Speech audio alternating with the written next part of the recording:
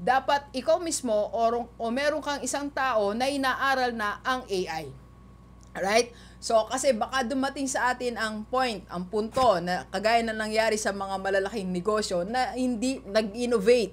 Baka magaya tayo sa Nokia, magaya tayo sa Blockbuster, magaya tayo sa CDR King, sa iba't iba pang mga negosyo na naiwanan kasi hindi sumabay.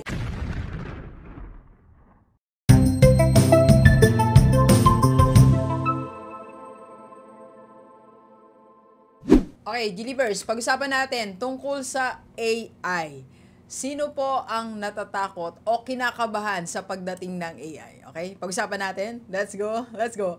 Alam nyo, ito, payo ni Rockstar, huwag kang matakot sa AI. Sa mga napapanood natin sa TikTok, napapanood natin sa news, ito na yung AI, di ba? Sinasakop na tayo ng AI. Di ba? So, AI is invading us. So, you have to have AI. Kailangan mo na siyang i-apply. So, marami mga tayong information na nakukuha. At tayo naman, bilang negosyante, kinakabahan tayo. Sabi ko nga po, alam nyo, bisa nagjo-joke ako dito sa team ko. Sabi ko, sino ba nagsabi sa iyo na kailangan mo ng AI?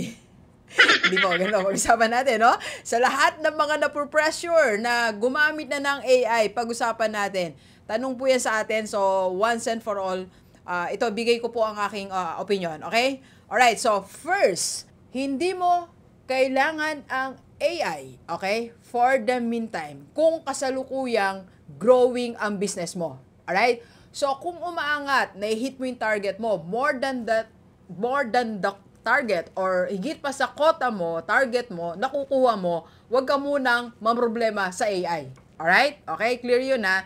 So, for example, sa amin, dito sa amin, sa IMG Rockstar, no, nag 3x kami, misa 4x pata kami, no, yung aming growth, nagulat din ako. So, this past tong months na to, talagang maganda yung results, okay? Wala kaming ginagamit na AI, alright? Hindi kami nag-AI. So, sa lahat ng mga negosyo na nandyan na meron kang growing ka, may operations ka, may marketing ka, sales, nasa social media ka, you are also using technology, growing ang business mo, wala tayong problem. Okay? Alright? So, that's the first concept. Second naman, sa mga magi-start o maybe yun, nando ka sa status na nag-grow ang business mo, wag nating katakutan ang AI. Ito, nakuha ko po yung sagot kay Gary Vaynerchuk. Ang sabi niya po ganito, AI is just another form of technology. Kagaya lang din ng Facebook, kagaya ng Zoom. So, bakit tayo matatakot? Noong una, di ba, hindi rin naman tayo sanay mag-Facebook. Noong una, hindi rin naman tayo sanay mag-Zoom. Di ba? Naalala natin yung Zoom 2020, nung inintroduce sa atin. O 21, parang ganon, nung pandemic. So, hanggang ngayon naman, marami pa rin hindi nakakagamit o gumagamit ng Zoom. So, isa yan sa form of technology. So, si AI din po, isa lang din siyang technology na maaari kanyang matulungan. Okay? Matulungan sa transaksyon mo. Ngayon, kung hindi pa siya relevant ngayon sa'yo, okay lang. Hayaan mo lang si AI. You go with your business, pabayaan mo lang, nag-grow si AI. Kasi yung AI naman, parang Facebook din, di ba? Tignan natin Facebook, nag-upgrade ang Facebook. Even Zoom, di ba? Nag-upgrade din ang Zoom. So, lumalawak, dumadami yung mga features and all. So, ganun din po ang AI. Okay? Mag-grow ang business mo, hayaan mo, ma-develop ang AI. Alright? Now, third, ganito. Ito naman, reminder ni Doc. Reminder ni Rockstar sa ating lahat. Habang umuunlad ang negosyo mo, huwag mo rin namang payagan na maiwanan ka. So, anong ibig sabihin? Dapat ikaw mismo o meron kang isang tao na inaaral na ang AI. Alright?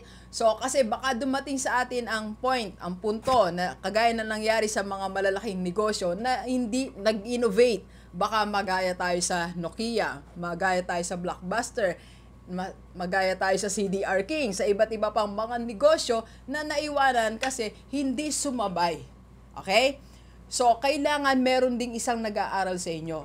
Kagaya sa amin, no, ako actually umattend po ako ng isang webinar about AI. So, tinignan ko din, ano ba yung pwede kong gamitin. Saang aspeto ng transaksyon ko everyday sa business namin ko pwedeng i-inject o i-apply si AI. Okay? So, may nakita akong isang pwede naming paglagyan ng AI, no? Paggamitan ng AI. Alright? So, ngayon, siguro mag-meeting kami, in the near future, magamit namin siya. So, ganun ka din. Pag meron tayong nabalitaan na bago, kailangan inaaral mo rin kahit hindi mo pa siya ina-apply ngayon. Kung hindi man ikaw ang first na gumamit niyan, at least makasama ka sa first or sa second wave. Huwag kang magpakakule-kulela at maiwanan ang negosyo mo. Okay? So, ang summary sa ating pong lahat, huwag muna tayong matakot sa AI. Ituloy ang negosyo, aralin ang AI, and then eventually, apply natin. Kung ngayon, ma-apply mo siya, mas maaga, mas maganda. Okay? Pero, ang maganda, your business is growing and you are also learning to the new technology, adapting to our new technology. Okay? Let's go. Let's go. Kape po tayo. Kape po. And of course, bago tayo magkape, announcement natin, we are doing business and life coaching. So, sa lahat ng gusto magpa-coach kay Doc, yan, PM lang sa personal FB ni Doc. And of course, if you want to attend our free webinar, ito po, meron tayong pero magkape muna tayo. Meron tayong bagong program ngayon, on the spot IMG registration. So, ako po mismo ang nagdi-discuss about IMG. So, after that po, kailangan mag-register ka. Kasi bibigyan kita ng 30 minutes. Then, pag nag-register ka po, makaka-avail ka ng aming free coaching ni Rockstar. Hindi ka na po magbabayad ng 7,000, hindi ka na magbabayad ng 10,000. Free na po yun. Okay? So, nauna na po kayo sa schedule kasi limited lang din po ang schedule ni Rockstar. PM na sa personal life ni Doc. Let's go, let's go. Kape po tayo. Kape po. Thank you for watching. We are inviting you to attend our free webinar on how to invest sa mutual fund and Kaiser. PME sa personal FB ko po.